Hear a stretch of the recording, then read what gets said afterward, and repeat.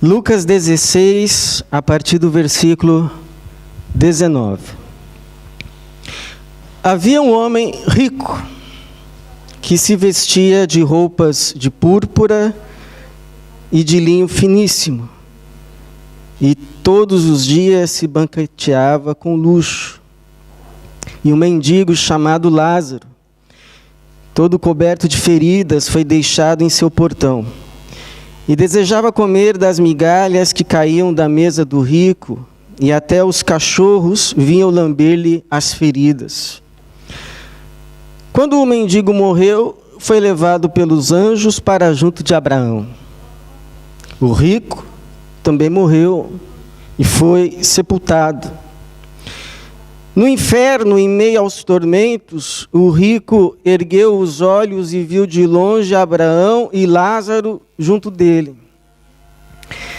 E clamando disse: Pai Abraão, tem misericórdia de mim e envia-me Lázaro para que molhe na água a ponta do dedo e me refresque a língua, pois estou atormentado nestas chamas.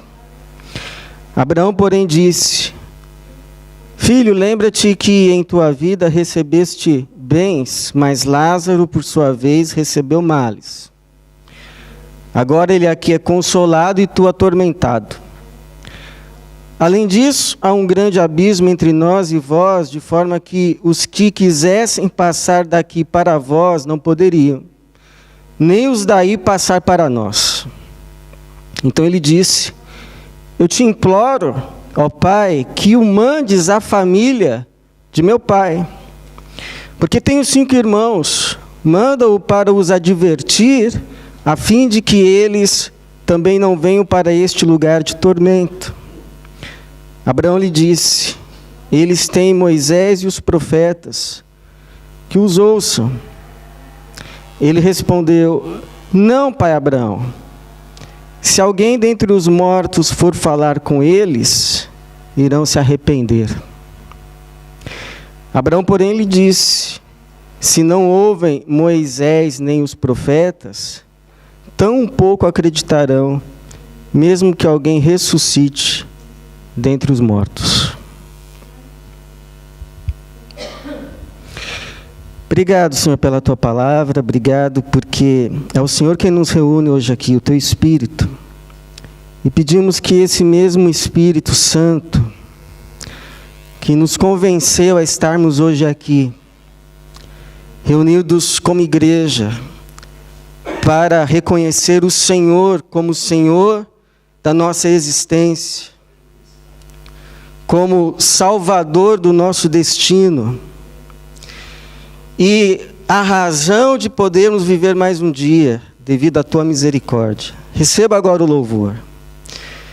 E fala conosco, para o nosso bem, para a direção do nosso viver, e para que ninguém aqui, Senhor, ninguém aqui, venha depois de uma vida nessa terra se perder. É a nossa oração, para a Tua glória, em nome de Jesus. Amém. Quem quer dinheiro?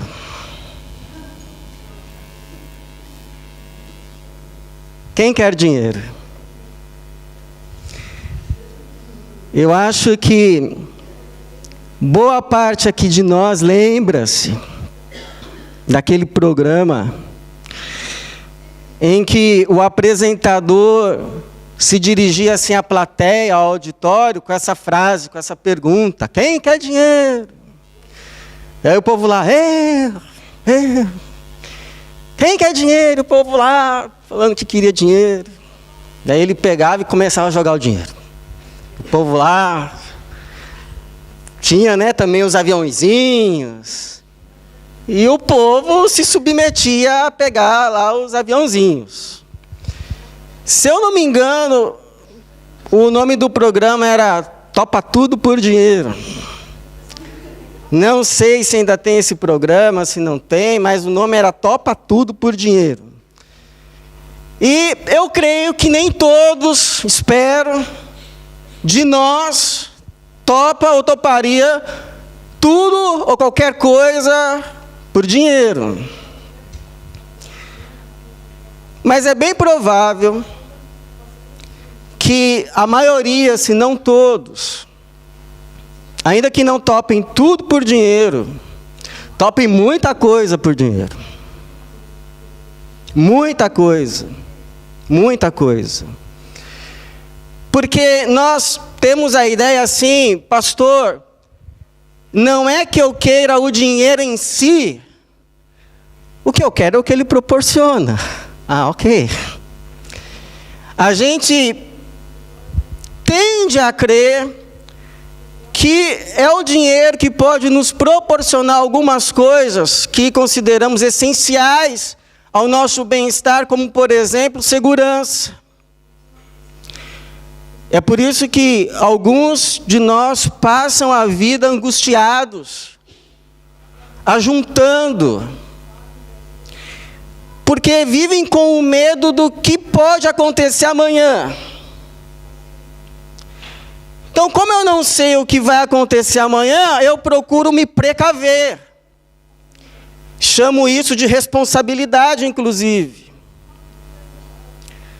Problema é que a gente nunca sabe o que vai acontecer amanhã. E quanto que isso vai custar. Por isso, não importa o quanto uma pessoa que vive com essa angústia, ela consiga juntar no presente, ela nunca se sente totalmente segura. Nunca é suficiente.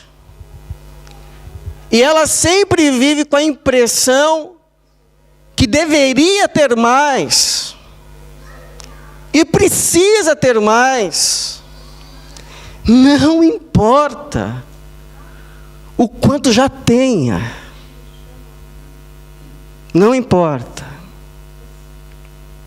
Ela quer mais. Precisa de mais. O mundo inteiro não cabe dentro dela. A gente tende a acreditar que o dinheiro é quem nos dá o respeito dos outros, status, cor. A gente quer que as pessoas olhem para nós e digam assim: esse aí venceu na vida. Esse venceu na vida. Esse é um vencedor. Olha aí a vida que ele tem. Vida de gente competente, gente responsável, gente trabalhadora. Gente que chegou lá. A gente quer isso. A gente tende a crer que o dinheiro é aquilo que nos garante o conforto. Por exemplo, aqui, não precisa responder verbalmente, mas quem aqui já num dia difícil de serviço, lá numa segunda-feira, com aqueles colegas amigáveis, fáceis de lidar, já não sonharam em ganhar na loto?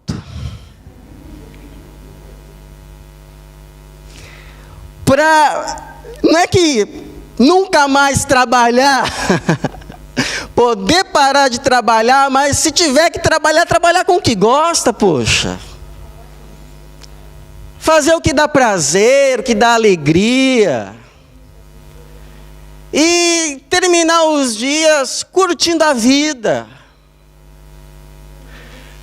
Não só fazendo o que gosta, mas com as pessoas que gosta.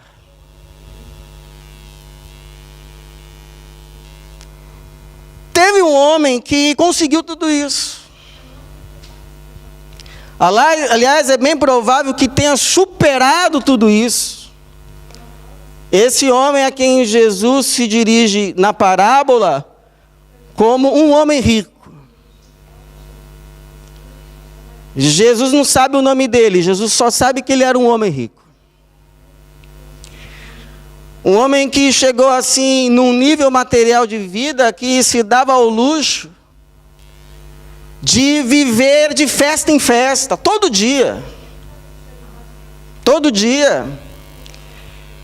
O versículo diz que ele possuía roupas de grife da época, que eram as roupas de púrpura e de linho finíssimo. E não havia preocupações, estresse, porque diz o texto, versículo 19, que todos os dias, não eram alguns dias, não eram muitos dias, não era a maioria dos dias, todos os dias, se banqueteava com luxo. Eu não gosto de miséria na minha casa, não.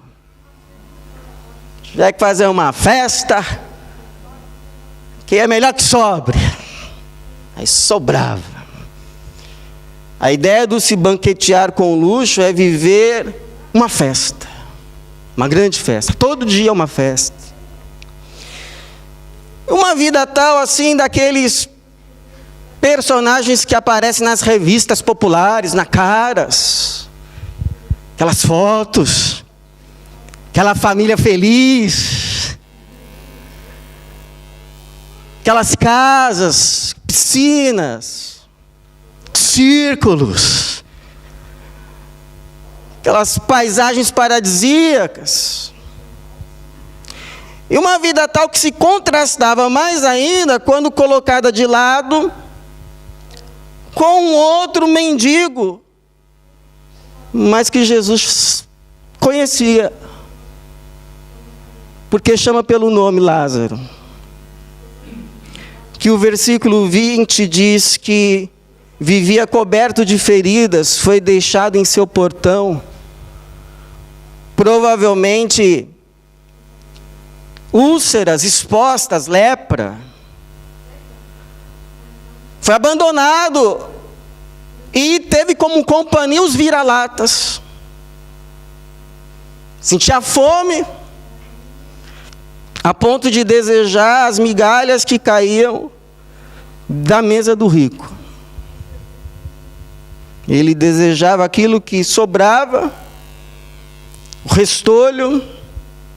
Ele tinha fome, ele desejava comer.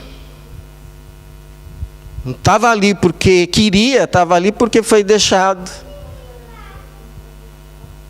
Leproso, provavelmente, ou simplesmente com uma doença incurável, que lhe impediu o contato com os outros, foi deixado. O tempo passa e os dois morrem. Os dois morrem.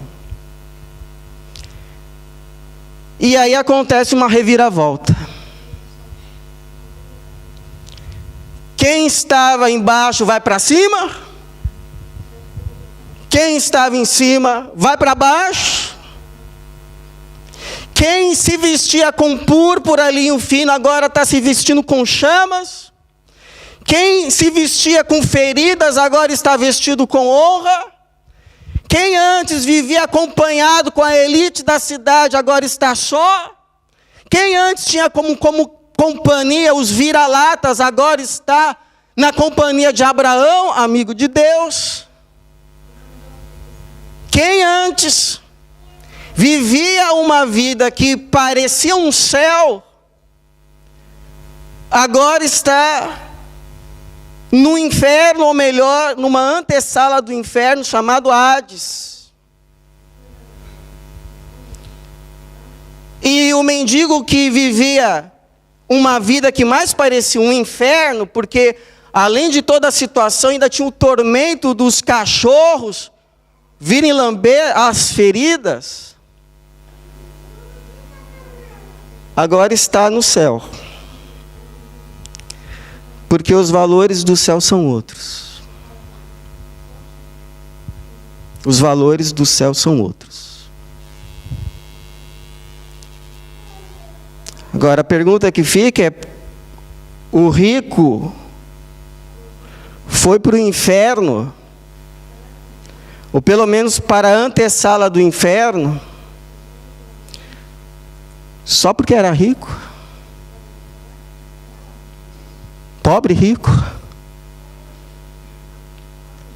Muito provável, com certeza, obviamente não. Obviamente não. Não, porque aparece na história um outro personagem também, de nome Abraão, que, como sabemos, de acordo com o testemunho da Bíblia, também nessa vida experimentou riquezas. Experimentou riquezas. Há um debate se ele de fato termina naquela condição, mas há um momento na vida dele que o testemunho bíblico é que ele era muito rico. Muito rico.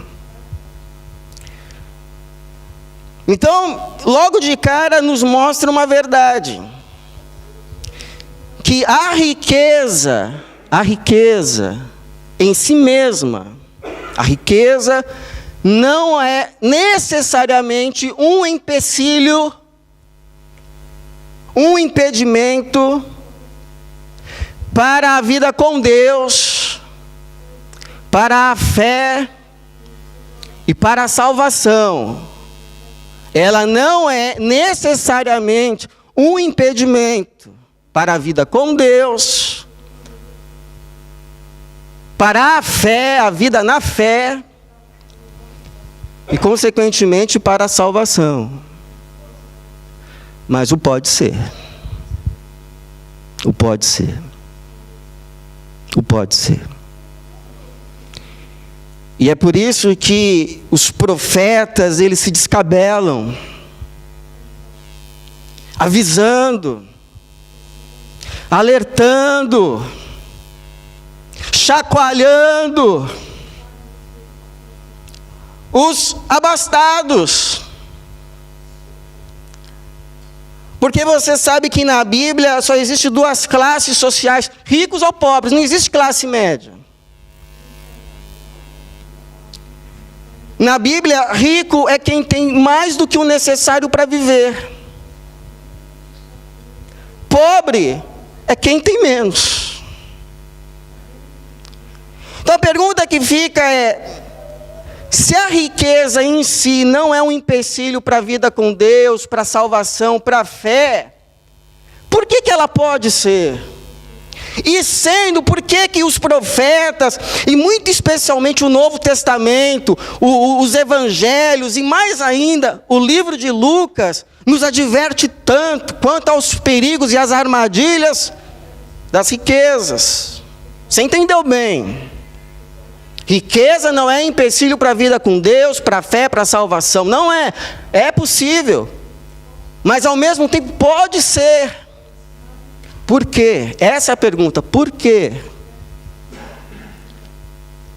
Bom, primeiro, porque as riquezas, elas podem fazer muito bem para você.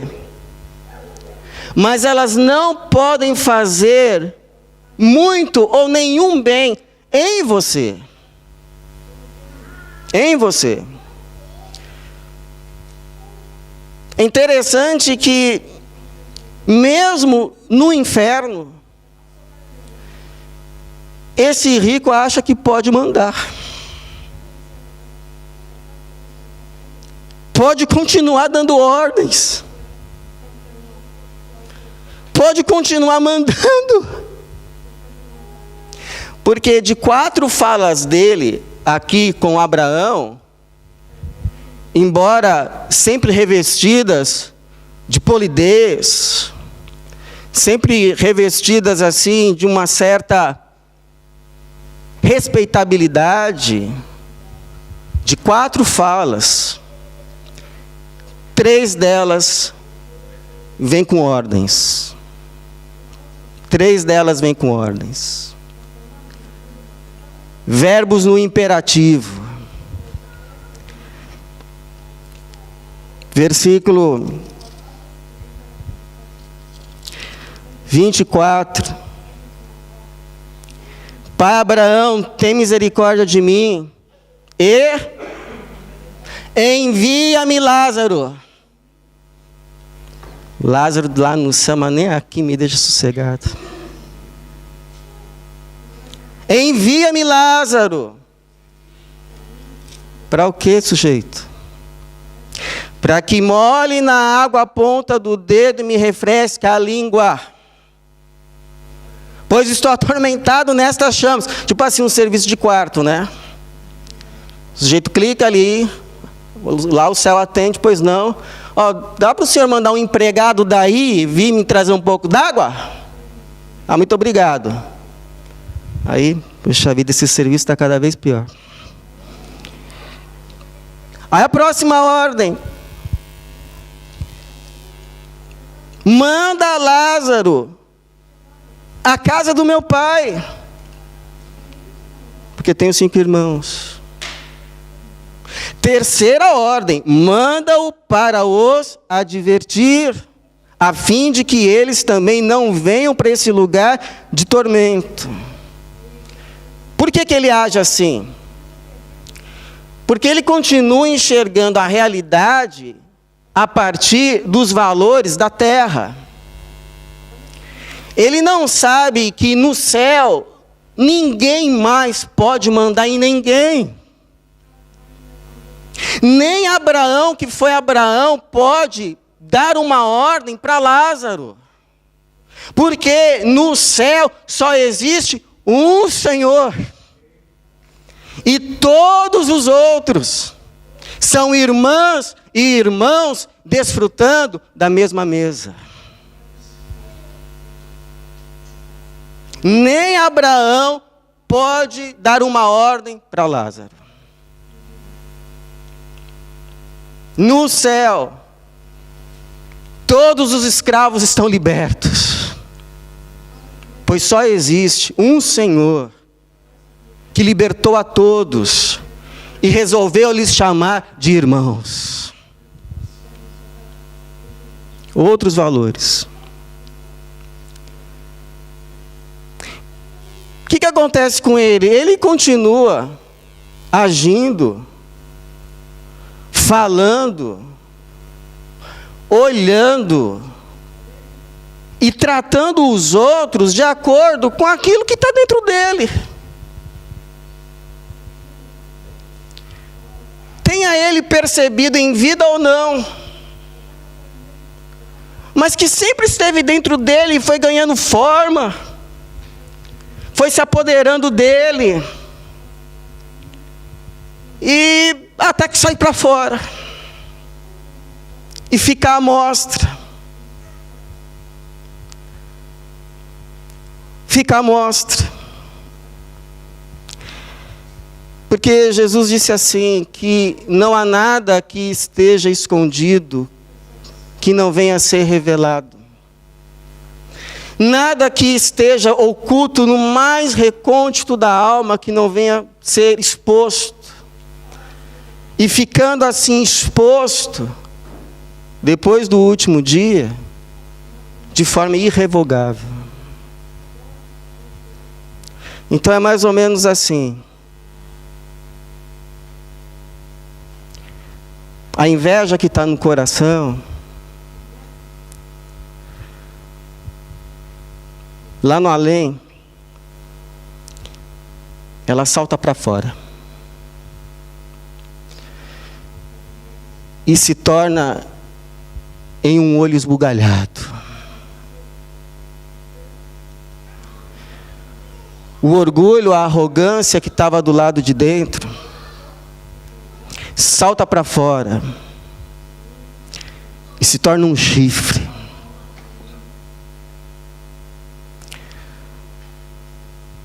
O ódio que estava do lado de dentro vem para fora e se torna feridas. Feridas. E aí as pessoas olham assim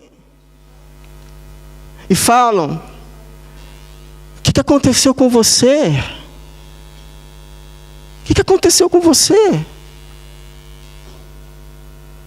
E a pessoa responde: essa é a obra terminada do pecado em mim. C.S. Lewis um dia disse assim, olha: Um dia a face daquele que é o desfrute ou o terror do universo se voltará para cada um, concedendo glória inexprimível, ou vergonha que jamais poderá ser curada ou disfarçada. Mas no coração em que Jesus habitou, havia inveja ali, mas Jesus trabalhou e ela deu espaço para o contentamento. E lá na glória, esse contentamento salta para fora, como um anel no dedo. Nesse coração havia mentira, mas Jesus trabalhou e a mentira deu lugar à verdade. E lá na glória essa verdade salta como um cinturão de ouro. Nesse coração também havia ódio, havia ressentimentos, havia falta de perdão. Mas Jesus entrou e trabalhou, e esse ódio, essa falta de perdão, esse ressentimento se tornou em perdão. E na glória, esse perdão solta para fora e se torna uma veste branca. Esse coração também era arrogante, tinha os seus orgulhos, mas Jesus entrou, Jesus visitou, Jesus trabalhou, Jesus fez a sua obra, e ele se tornou humilde como um cordeiro. E lá na glória, essa humildade que só Jesus pode dar, salta para fora. E se torna uma coroa. E aí vão olhar para você e vão dizer assim: como você está bonito. Eu nunca te vi tão bonito. Eu nunca te vi tão linda.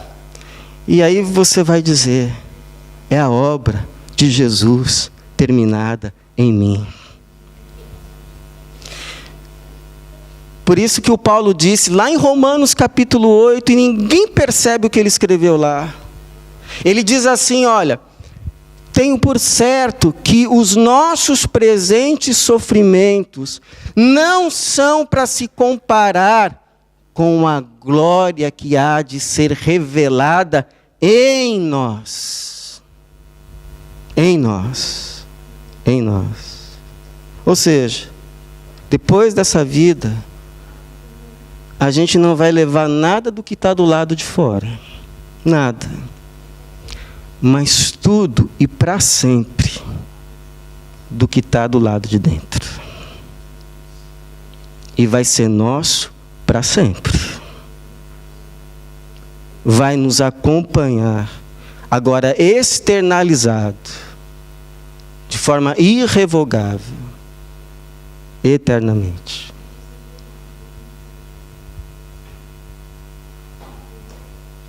Eternamente.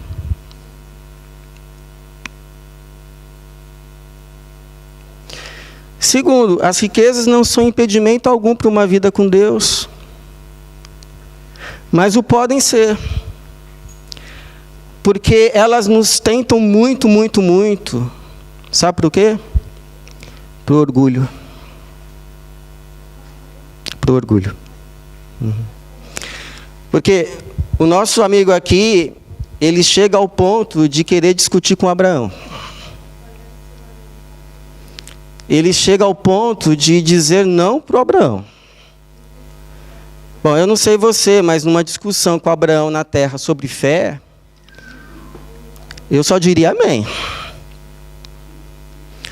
O sujeito é chamado o pai da fé. Na maior prova que alguém pode ter na vida, ele não vacila. Ele lá entrega o menino e na última hora Deus fala: ó, agora eu sei que você, não vacilou. Pai da fé. É chamado amigo de Deus. Eu vou falar não para um sujeito desse. Vou discutir com ele. Na terra eu já não discutiria, acho. Vai saber, né? Acho. Mas no céu, já com os justos aperfeiçoados. E o moço aqui está querendo discutir com Abraão. Porque ele diz não para o Abraão. Ele diz não para o Abraão. Não, sabe o que é para Abraão? Olha, eu sei, viu? Eu sei. Eu também, o senhor está falando aí que para ouvir os profetas, a lei, eu ouvi tudo e vim para cá. Não, mas se um morto ressuscitasse, você sabe que já é uma indiretinha para o Abraão, né?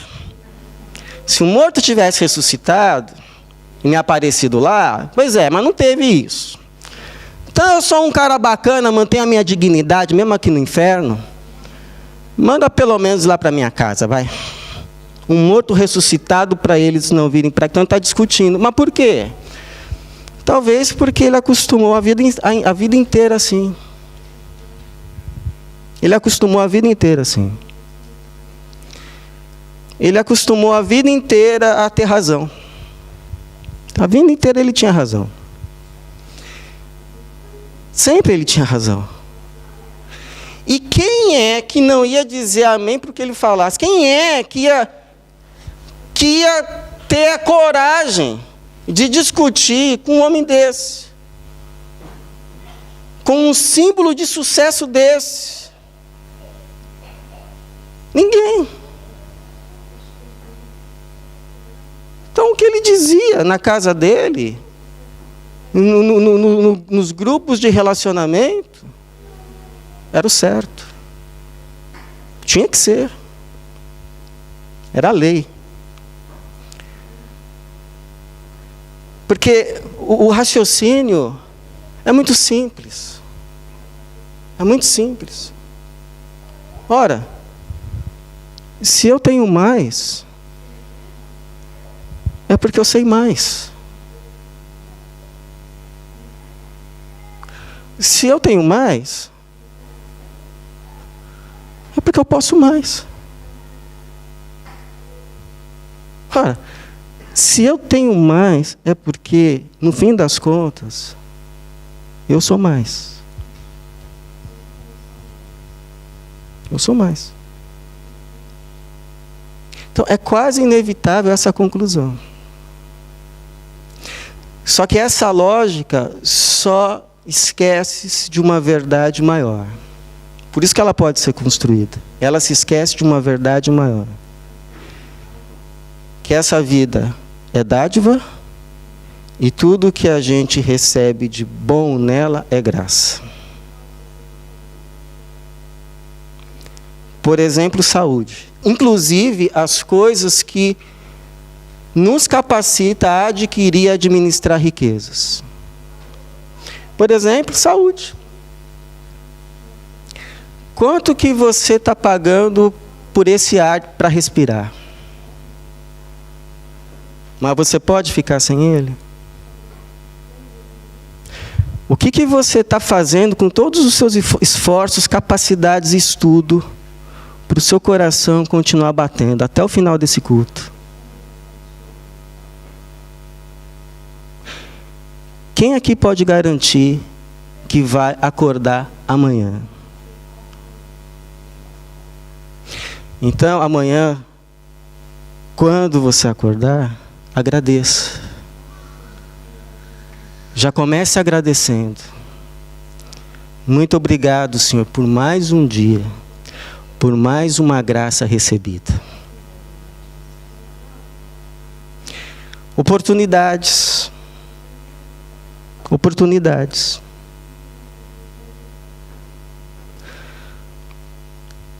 Você lembra o que o Mardoqueu disse à rainha Esther?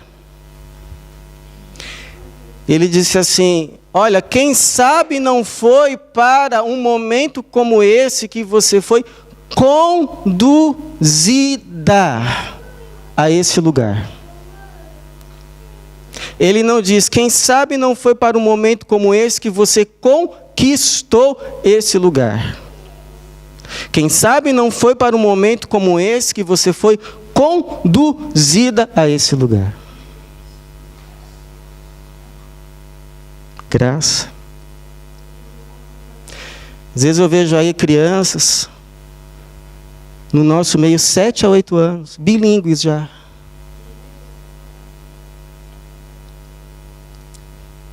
Bilíngues.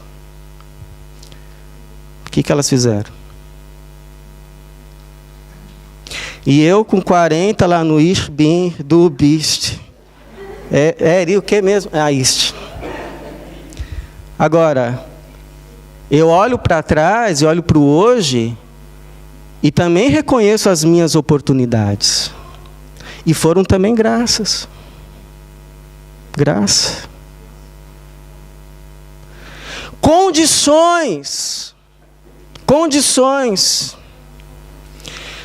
Porque o que adianta, com todo o seu esforço, o surfista remar e remar e remar, se naquele dia ensolarado não tiver ondas?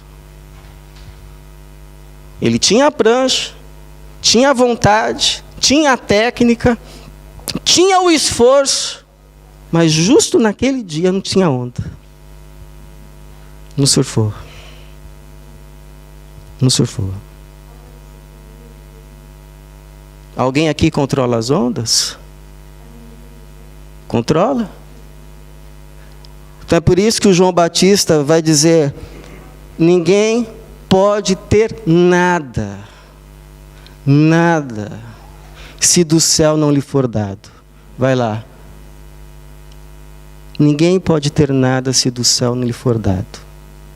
E o Deuteronômio avisa assim: portanto, não digas no teu coração, a minha força e a fortaleza das minhas mãos adquiriram para mim essas riquezas. Não diga isso no seu coração. Pelo contrário, tu te lembrarás do Senhor, o teu Deus, pois Ele é quem te concede força para adquirires riquezas. Então, onde está o orgulho?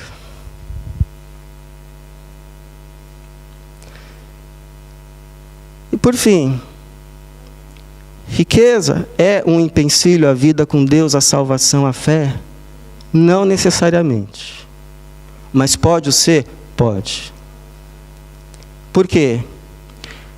Porque pode ser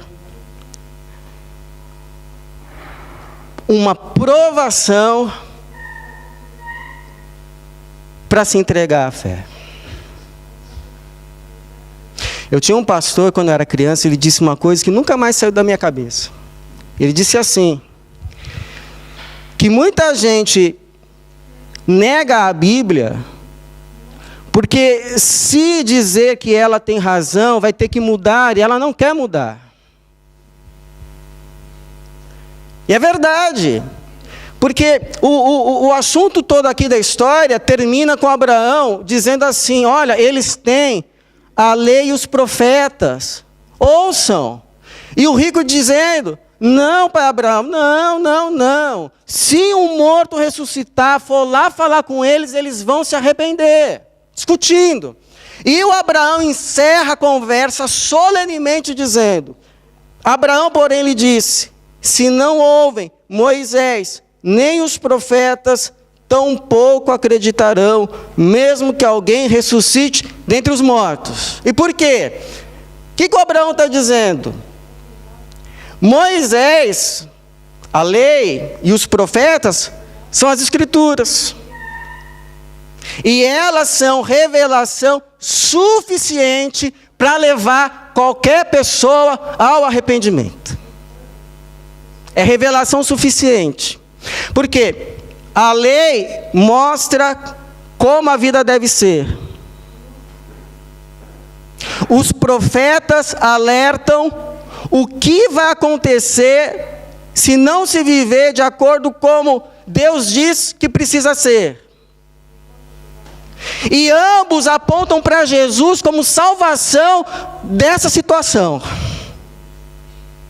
Então a pessoa que viu isso, viu a lei dizendo como é o padrão de vida que agrada a Deus, viu quais são as advertências em entrar na contramão ao invés de ir por esse caminho, reconheceu que é incapaz de viver nesse caminho, mas viu apontando para Cristo como aquele que estende a mão e diz: eu sei, você não consegue viver nesse padrão que Deus exige e que os profetas alertam quais serão as consequências de não viver, mas eu sou o teu Salvador, eu te ajudo, vem comigo, eu vou te dar o meu Espírito, e você vai vir comigo, eu vou escrever o seu nome no livro da vida, vou te selar, vou te lavar com o meu sangue, você é meu, e agora não é você que vai andar com as suas pernas, eu te carrego. Vem, morre comigo que você ressuscita no céu. Toma a sua cruz e me segue, para você ver aonde a gente vai terminar nessa história. Então, a pessoa que viu isso e diz não,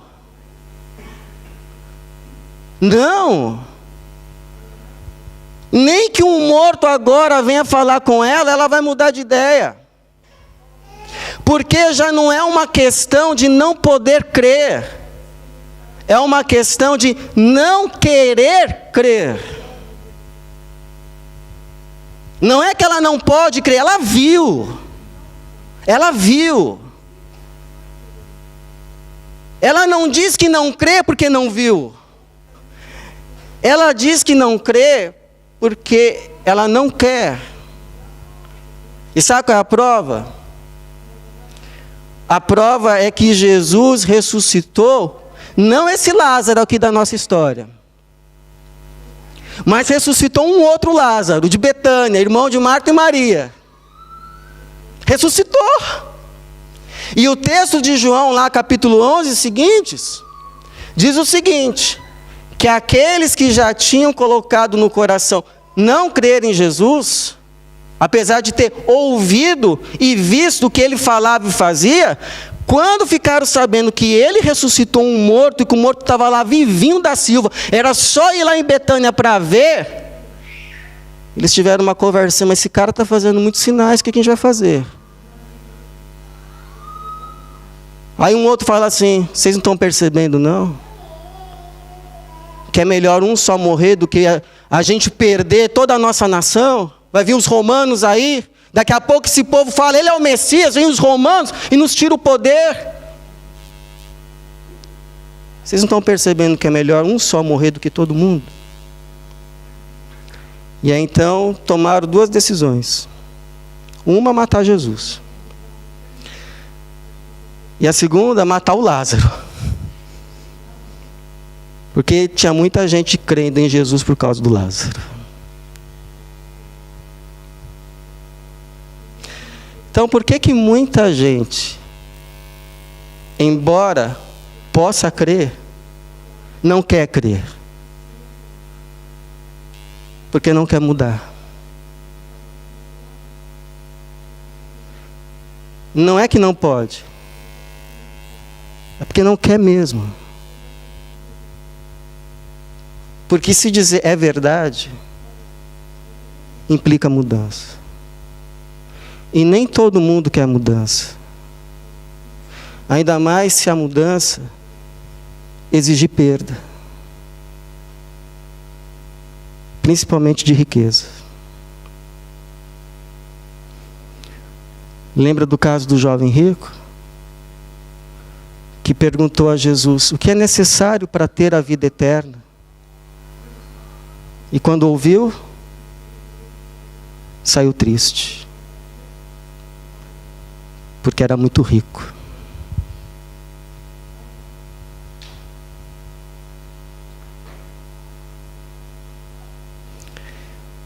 Então, uma pessoa que tenha riquezas. E quando eu falo uma pessoa que tenha riquezas, eu não estou apontando uma pessoa, ou outra, 3 ou 4. Quando eu digo uma pessoa que possui riquezas, eu estou dizendo nós. Nós. Cada um daqui se sinta incluído. Bem-vindo ao time. É possível possuir riquezas e ao mesmo tempo ter uma vida com Deus verdadeira, sincera, pura, honesta. É possível. Aliás, eu conheço vários. Eu lembro de um caso, não nessa igreja, mas eu não tenho dúvida que haveriam casos aqui parecidos também. Aconteceu um acidente horrível com uma moça lá da nossa igreja. Horrível. E teve um casal da igreja que se prontificou a adotar a moça como filha, a fim de que essa moça pudesse receber os benefícios do seu plano de saúde. Tem muita coisa assim na igreja. Muita obra do Espírito Santo. Muito fruto de graça. Muito fruto de generosidade. Muito fruto de amor. Muita coisa de Jesus. Louvado seja o Senhor. Muita manifestação de graça. Muitas. Louvado seja Jesus. A riqueza pode ser uma bênção e um instrumento de bênção. Desde que não assuma o status de Deus. Não seja tirada do lugar de meio para o serviço a Deus, para a manifestação de Deus, para o nosso desfrute, sim, mas também para o abençoar e colocar como alvo de tudo. Alvo de tudo. Lugar que é de Deus. Porque se a gente fizer assim, ela deixa de ser uma bênção e passa a ser uma maldição. É por isso que Deus alerta tanto. Porque Ele não deseja que ninguém viva um tipo de céu só nessa vida. Por isso que eu termino, irmãos. Termino com 1 Timóteo, capítulo 6, 16 ao 19. Que diz assim: ordena aos ricos deste mundo que não sejam orgulhosos, nem ponham a esperança na incerteza das riquezas, mas em Deus, que nos concede todas as coisas para delas desfrutarmos. Que pratiquem o bem e se enriqueçam com boas obras. Sejam solidários e generosos. Sabe o que é uma pessoa generosa? É aquela que dá não para receber algo em troca.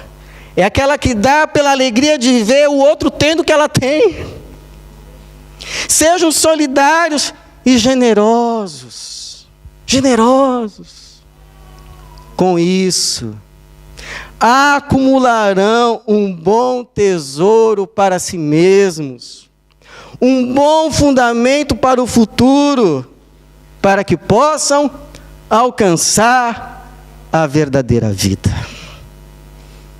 Que assim seja, e que nenhum de nós seja rico das riquezas da terra, ou acumule riquezas na terra e deixe de ser rico diante de Deus. Que Deus nos dê também essa graça, em nome de Jesus. Amém.